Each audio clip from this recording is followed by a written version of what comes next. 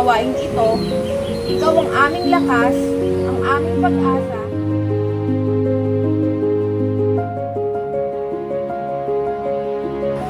Ang sabi po sa 2 Corinthians 5:21, ano po ang sabi ito?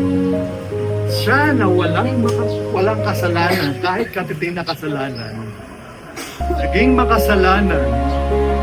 Ibig sabihin, kinuha ng taong yon ni Jesus.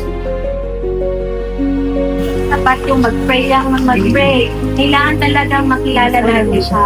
Para pag nag-decision tayo sa buhay, alam natin kung ano yung ginagawa natin.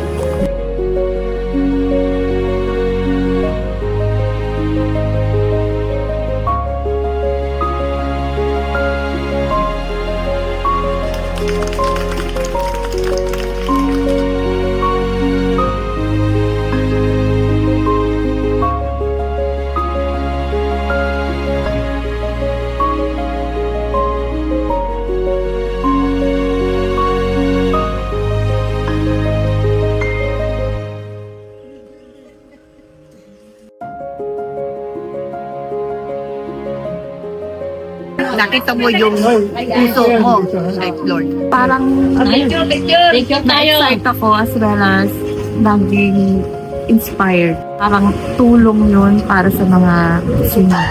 Salamat po ako at kami na kasama dito. Lord, thank you sa mga taong ginamit mo. Maraming salamat po.